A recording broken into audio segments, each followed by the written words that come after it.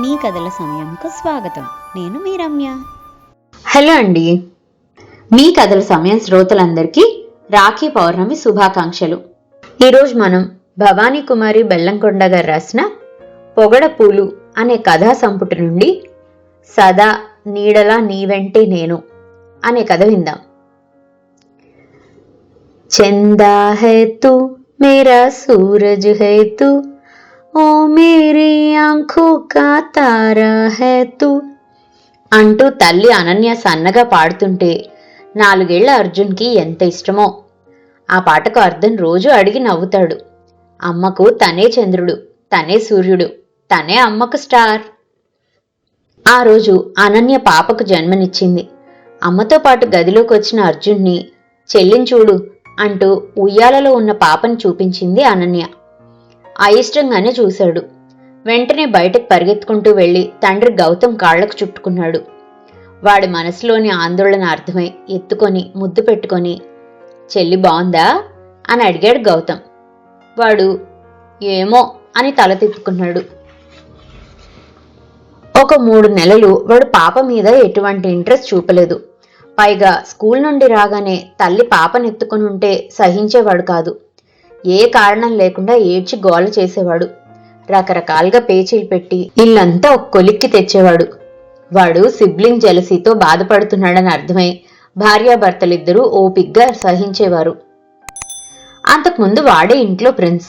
హఠాత్తుగా వాడికి ప్రాముఖ్యత తగ్గిపోయినట్లుగా ఫీల్ అయ్యాడు. అమ్మ ఒళ్ళో పాలు తాగి చెల్లంటే మహా కోపంగా ఉండేది. ఓ రోజు పక్కింటి అబ్బాయి, వాడి వయసు వాడే, మీ డుంబు బావుందారా అన్నాడు. డుంబు ఎవరు అడిగాడు అర్జున్.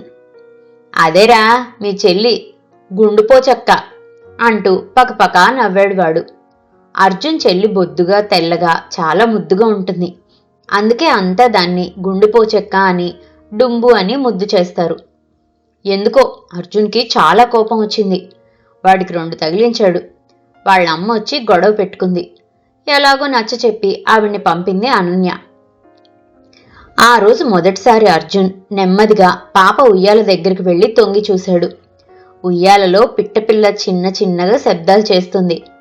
అర్జున్ పాప చేస్తున్న శబ్దాల్లాంటివే తను అనసాగాడు. పాప వాడు అంటున్న కొద్దీ రెట్టిస్తుంది. ఆ రోజు నుండి పాపతో ఆడటం, దానికి అర్థం కాని భాషలో మాట్లాడి అది నవ్వుతూ రెస్పాండ్ అవుతుంటే నవ్వటం చేయసాగాడు. పాప ఇప్పుడు అన్నను గుర్తుపడుతుంది. అన్నం చూసి తుళ్ళి తుళ్ళి పడుతూ నవ్వుతుంది. మంచం మీద పడుకోబెడితే అన్న ఎటు తిరిగితే అటు తిరిగి అరుస్తుంది. అది చూసి అనన్య, అట్లా చుట్టూ తిరగక నాన్న, చెల్లి మెడ నొప్పిలేస్తుంది అంటూ హెచ్చరించేది. తల్లి పని చేసుకుంటుంటే చెల్లిని ఎత్తుకొని తిప్పటం, ఆడించటం అర్జున్కి చాలా ఇష్టమైన పనిలా మారింది. వాడిలో వచ్చిన మార్పు చూసి అనన్య, గౌతమ్ చాలా సంతోషించారు. పాపకు దామిని అని పేరు పెట్టారు.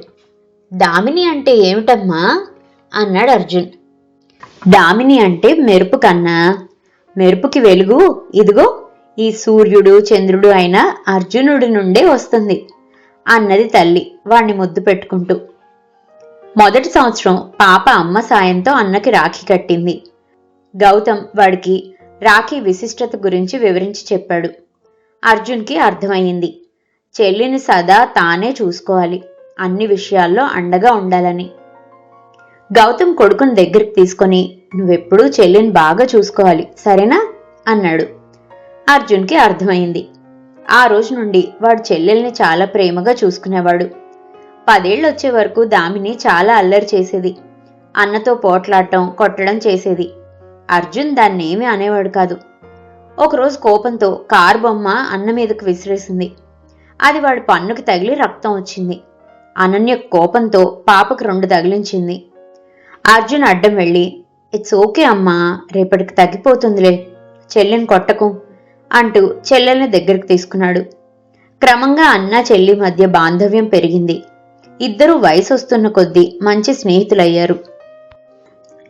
అర్జున్కి ఐఐటి కాన్పూర్లో ఇంజనీరింగ్ అయిపోగానే మంచి ప్యాకేజీతో జాబ్ వచ్చింది. మరో 2 ఏళ్ల తర్వాత ఆన్సైట్ మీద నెదర్లాండ్స్ వెళ్ళాడు. దామిని ఎంఏ ఇంగ్లీష్ లిటరేచర్ చేసింది. లెక్చరర్ అవ్వాలని కోరిక. నెట్ కానీ సెట్ కానీ పాస్ అయితే లెక్చరర్ అవ్వచ్చు. అందుకే నెట్లో క్వాలిఫై అవ్వటానికి తీవ్రంగా శ్రమిస్తుంది. అనుకోకుండా దామినికి పెళ్లి కుదిరింది. అబ్బాయిది ఆ ఊరే. పేరు ఆనంద్. సుదర్శన్ గిరిజల ఏకైక సంతానం. డిగ్రీ కాలేజీలో లెక్చరర్. 2 అమ్మాయిల తర్వాత అతను. ఈడు జోడు బాగా కుదిరింది. మంచి మ్యాచ్. పిల్ల కళ్ళ ముందే ఉంటుందని వాళ్ళు అడిగినవన్నీ ఇవ్వటానికి ఒప్పుకొని ఎంగేజ్మెంట్ చేసుకున్నారు. అర్జున్ చాలాసార్లు దామిని అడిగాడు, సరిగ్గా తెలుసుకున్నారా వాళ్ళ గురించి అంటూ. దామినికి తండ్రి నిర్ణయాల మీద పూర్తి నమ్మకం ఉంది. అందుకే సంతోషంగానే ఒప్పుకున్నది. అర్జున్కి రావటానికి వీలు కుదరలేదు. దామిని చిన్నబోయిన మనసుతోనే ఉన్నది ఫంక్షన్ అప్పుడు. ఆనంద్ రాత్రి 10 తర్వాత కూడా కాల్స్ చేయడం మొదలెట్టాడు. దామినికి ఇదంతా చిరాగ్గా అనిపిస్తుంది. అతనికి చాలా త్వరగా కోపం వస్తుందని గ్రహించింది. పైగా అప్పుడే పెళ్ళైపోయినట్లుగా అధికారం చెలాయించసాగాడు. అతని చిన్నక్కకు 7వ నెలలో ప్రసవం జరిగేసరికి పుట్టిన బేబీని ఇంక్యుబేటర్లో ఉంచడంతో పెళ్లి 5 నెలలు వాయిదా పడింది. ఈలోగా ఆనంద్ పెద్దక్క కూతురు పుట్టినరోజు వేడుకలకి వీళ్ళని పిలిచారు. ఆనందం చూస్తే ఎటువంటి మధురోహాలు కలగటం లేదు దామినికి. పాపకి వెండి గిన్నె కానుకగా ఇచ్చింది అనన్య.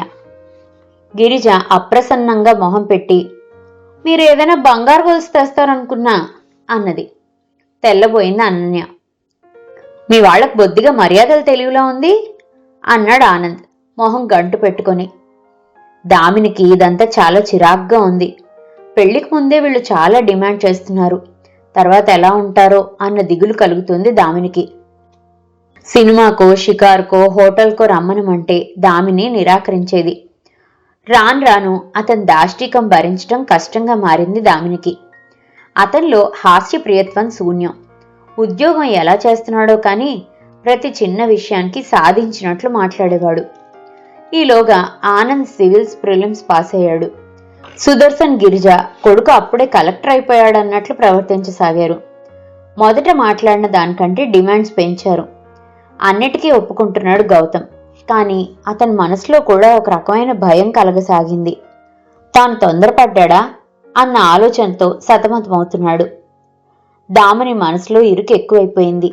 తన ఆలోచనలు ఆనంద్ ప్రవర్తన గురించి అంతా అన్నకు సుదీర్ఘంగా మెసేజ్ పెట్టింది. అర్జున్ 10 రోజులు సెలవు పెట్టి వచ్చాడు. తల్లి తండ్రితో చాలాసేపు మాట్లాడాడు. గౌతమ్ బ్యాంక్ క్లర్క్ స్థాయి నుండి అంచెలంచెలుగా ఎదిగి స్కేల్ 4 మేనేజర్ అయ్యాడు. ముందు చూపుతో కొన్న ఫ్లాట్ ఒకటి ఎంగేజ్మెంట్ అప్పుడు కూతురికి ఇస్తానని చెప్పాడు. ఆ ఫ్లాట్ కనీసం 40 లక్షలు చేస్తుంది ఇప్పుడు. కొడుకు చెల్లెల పెళ్లి కోసం ఎక్కువ ఇబ్బంది పడవద్దని తాను చూసుకుంటానని చెప్పడంతో నిశ్చింతగా ఉన్నాడు. ఇన్నేళ్ల సర్వీస్లో 3 బెడ్రూమ్ ఫ్లాట్ ఒకటి కొనుక్కున్నారు. అర్జున్ తండ్రితో కలిసి సుదర్శన్ ఇంటికి వెళ్ళాడు. వాళ్ల ధోరణి చూస్తే చాలా విచిత్రంగా అనిపించింది అర్జున్కి. ఆనంద్ అక్కడే కూర్చుని కాబోయే అల్లుడి దర్పం చాలా చూపించాడు. అర్జున్కి చాలా ఆశ్చర్యం వేసింది. అతను అటు ఇటుగా తన వయసు వాడే, కానీ బావమరిది అన్న బాంధవ్యంతో స్నేహపూర్వకంగా లేకపోవటం గమనించాడు. ఆఖరికి మాటల్లో బయటపడింది గిరిజ. అర్జున్, నువ్వేమిస్తున్నావోయ్ మీ చెల్లెలకి అన్నది ఏదో తమాషాగా అంటున్నట్లు. అర్జున్ ఆశ్చర్యపోయాడు. నేను ప్రత్యేకంగా వేరే ఏమీ ఇవ్వను, నాన్న నేను కలిసి అన్నిటికీ ఒప్పుకున్నాం అన్నాడు. గిరిజ మొహం మాడిపోయింది. చూడర్జున్, మావాడు డైరెక్ట్ డిగ్రీ కాలేజీ లెక్చరర్. మీ చెల్లికి జాబ్ వస్తుందో రాదో తెలీదు. మావాడు చాలా బ్రిలియంట్. సివిల్స్లో తప్పకుండా సెలెక్ట్ అవుతాడు. అప్పుడు ఆ వైభోగం అంతా మీ చెల్లెలదే కదా. అందుకని అడుగుతున్నా, నువ్వు సపరేట్గా ఎంత ఇస్తావని. పైగా తనకు జాబ్ రాకపోతే నువ్వు నీ చెల్లెల్ని చూసుకోవాలి కదా అన్నది లౌక్యంగా. అంటే దామినికి ఉద్యోగం రాకపోతే నేను అన్నగా ఆమెను జీవితాంతం చూసుకోవాలి, అదేనా మీరనేది? ఆనంద్, నీ అభిప్రాయం కూడా ఇదేనా? సూటిగా తీవ్రమైన గొంతుతో అడిగాడు. అదేమిటి అర్జున్, అంత కోపం ఎందుకు? మేము అనవసరంగా ఇటువంటి మ్యాచ్ ఒప్పుకున్నాం. మా వాడికి అప్పుడే గొప్ప గొప్ప సంబంధాలు వస్తున్నాయి తెలుసా అన్నది గిరిజ కోపంగా. ఏమిటి, ప్రిలిమ్స్ పాస్ అయినందుకే అన్నాడు అర్జున్ ఆశ్చర్యమో వ్యంగ్యమో కలిసిన గొంతుతో. సుదర్శన్ అక్కడే ఉన్నాడు. గిరిజదే పెత్తనమంతా ఆ ఇంట్లో అన్న విషయం గ్రహించారు తండ్రి కొడుకులు. సుదర్శన్ ఒట్టి ఉత్సవ విగ్రహం అని తెలిసిపోయింది అర్జున్కి. గిరిజకు అంతవరకు తెచ్చిపెట్టుకున్న సహనం అటకెక్కింది. అంతా మీ అబ్బాయే మాట్లాడుతున్నాడు, మీరేమీ మాట్లాడరేమిటి అంటూ గౌతమ్ మీద చిరాకు పడి, ఇలా అయితే మేము ఈ పెళ్లి క్యాన్సిల్ చేసుకుంటాం అన్నది విసురుగా గిరిజ. మేము అదే అనుకుంటున్నాంలేండి అన్నాడు అర్జున్. ఆ మాటతో వాళ్ళందరి నిజస్వరూపాలు బయటపడ్డాయి. 2 రోజుల్లో ఎంగేజ్మెంట్ క్యాన్సిల్ అయ్యింది. అనన్య బాధపడుతుంటే అర్జున్, అమ్మా, నిజంగా ఈ పెళ్లి జరిగి ఉంటే చెల్లెల్ని వాళ్ళు చాలా హింస పెట్టేవాళ్ళు. ఒక రకంగా చెల్లి అదృష్టవంతురాలు. ఎంగేజ్మెంట్ మాత్రమే కదా అయ్యింది. వాళ్లకు సంస్కారం లేదు. మన దామిని స్వేచ్ఛగా పెరిగింది, పైగా చాలా నెమ్మది. అటువంటి వాళ్లని వదిలించుకోవటమే మంచిది అన్నాడు. తండ్రితో, నాన్న, 1 నెల సెలవు పెట్టి ముగ్గురు నెదర్లాండ్స్ రండి, మార్పుగా ఉంటుంది అన్నాడు. ముగ్గురు అదే కోరుకుంటున్నారు. ఆ నెల రోజుల్లో గిరిజా వాళ్ళు బంధువుల్లో, ఊళ్ళోని పరిచయస్తులతో గౌతమ్ కుటుంబం గురించి చాలా డ్యామేజింగ్గా కామెంట్స్ చేసి వాళ్ళని చాలా వేదనకు గురిచేశారు. అర్జున్ ప్రపోజల్ వినగానే ముగ్గురు చాలా రిలీఫ్గా ఫీల్ అయ్యారు. నెల రోజుల్లో వాళ్ళొచ్చేలా అన్ని ఏర్పాట్లు చేశాడు అర్జున్. ఎయిర్పోర్ట్కి ఫ్రెండ్ ప్రశాంత్తో వచ్చాడు అర్జున్. అతను ఐఐటి ఇంజనీర్. ఇద్దరిది ఒకటే కంపెనీ. చాలా స్నేహంగా ఉంటారిద్దరు. చామంచాయ, ఆరోగ్యంగా, అందంగా ఉన్నాడు ప్రశాంత్. దామిని చూసిన ప్రశాంత్ కళ్ళు మెరిశాయి. నిజంగానే మెరుపు తీగలాగే ఉందనుకున్నాడు. నెదర్లాండ్స్ చాలా చిన్న దేశం. పరిశుభ్రతకు పెట్టింది పేరు. నెదర్లాండ్స్ అనగానే గుర్తుకొచ్చేది ఆ దేశంలో ఉన్న లెక్కకు మించి ఉన్న విండ్ మిల్స్, కాలువలు, చీజ్, అన్నిటికీ మించి అందమైన టూలిప్ పువ్వు తోటలు. ఎటు చూసినా ఫార్మ్ ల్యాండ్స్తో చాలా అందంగా, ప్రకృతి శోభతో అలరాడుతుంటుంది. ఇంగ్లీష్ అంతా బాగా మాట్లాడతారు. సైకిల్ వాడకం ఎక్కువ. జనాభా, క్రైమ్ రేట్ చాలా తక్కువ. హాలండ్ అని కూడా పిలిచే ఆ దేశం చిన్న దేశమైనా ఆర్థికంగా చాలా బలమైన దేశంగా పరిగణించబడుతుంది. ప్రశాంతమైన ఆ దేశాన్ని చూసి ముగ్గురు మనసులు ప్రఫుల్లమైనాయి. 2 రోజుల తర్వాత ప్రశాంత్ తల్లి, తండ్రి వచ్చారు. ప్రశాంత్ ఒక్కడే కొడుకు, నీరజ ప్రభాకర్కి. 2 కుటుంబాలు చాలా త్వరగా కలిసిపోయాయి. ప్రభాకర్ ఓఎన్జీసీలో జనరల్ మేనేజర్గా పనిచేసి రిటైర్ అయ్యారు. భర్త ఉద్యోగరీత్యా చాలా ప్రదేశాలు తిరిగిన నీరజకు అందరితో స్నేహపూర్వకంగా మెలిగే సంస్కారం ఉన్నది. ఒక వీకెండ్కి టులిప్స్ గార్డెన్ చూడ్డానికి వెళ్లారు. నెదర్లాండ్స్ అంటేనే టులిప్స్కి పెట్టింది పేరు. క్యూకెన్హాఫ్ గార్డెన్స్ లిస్ అనే ప్లేస్లో ఉన్నది. లిస్ని ది గార్డెన్ ఆఫ్ యూరోప్ అని కూడా అంటారు. దాదాపు 80 ఎకరాల్లో విస్తరించి ఉన్న ఆ టూలిప్ గార్డెన్ అందాలు అందరినీ పరవశింపజేశాయి. దామిని పసుపు, ఎరుపు, నీలాకాశపు చీరల్లో 3 రోజులు మనోహరంగా తటిల్లతలా మెరిసింది ఆ పూల మధ్యలో. కొన్ని వేల రంగుల్లో కొంతసేపు నడుస్తూ, కొంతసేపు సైకిల్స్ మీద ఆ పూలదారుల వెంట విహరిస్తూ తన్మయత్వంతో పరవశించారు అందరూ. ఆనంద్ సాంగత్యంలో నలిగిపోయిన దామిని మనసు ఆ పూలతోట పరిమళం, అందం, కొన్ని చోట్ల డాఫోడిల్స్ పూలు కూడా దర్శనమిచ్చాయి. రొమాంటిక్ పోయిట్ వర్డ్స్వర్త్ డాఫోడిల్స్ కవిత గుర్తుకు వచ్చి ఆనంద భరితురాలయ్యింది దామిని. ప్రశాంత్ దామిని నిశితంగా గమనిస్తున్నాడు. దామిని అతని ఎడల తనకు కలుగుతున్న అందమైన భావనలకు పైకి కనపడకుండా జాగ్రత్త పడుతుంది. ఇంకో మానసిక పరమైన గాయానికి దామిని సిద్ధంగా లేదు. మరో లాంగ్ వీకెండ్కి ప్రపంచంలో అత్యంత సుందరమైన గీతూర్న్ విలేజ్కి వెళ్లారు. ఆ ఊరికి the Venice of Netherlands, Dutch Venice అని పేరు. అక్కడున్న కాలువల వల్ల ఆ పేరు వచ్చింది. గీతూర్న్ అంటే గోట్ హార్న్స్ అని అర్థం.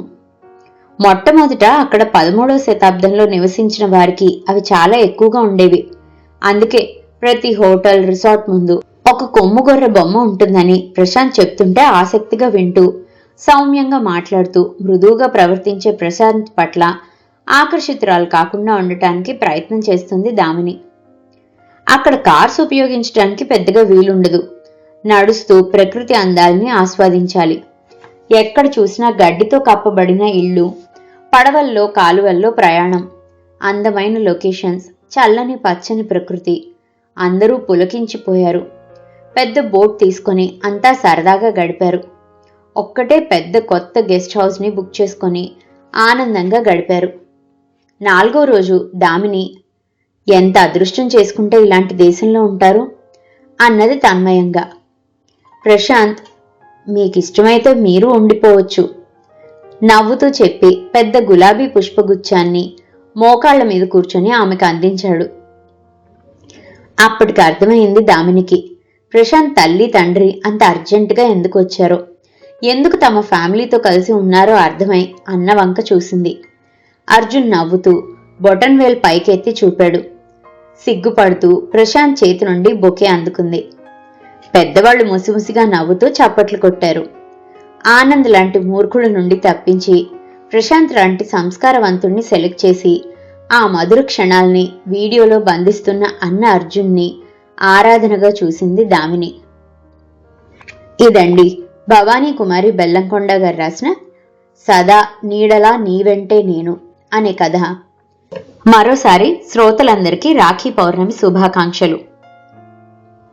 ఈ కథ కనుక మీకు నచ్చినట్లయితే కింద కనిపిస్తున్న హైప్ ఆప్షన్ని క్లిక్ చేసి ఈ కథ మరింత మందికి చేరువయ్యేలా ప్రోత్సహిస్తారని ఆశిస్తున్నాను. మరో మంచి కథతో మళ్ళీ కలుసుకుందాం. అంతవరకు సెలవు. ఈ కథ కనుక మీకు నచ్చినట్లయితే లైక్ చేయండి, షేర్ చేయండి. అండ్ మరిన్ని ఇంట్రెస్టింగ్ కథల కోసం ప్లీజ్ సబ్స్క్రైబ్ టు మీ కథల సమయం. Thank you.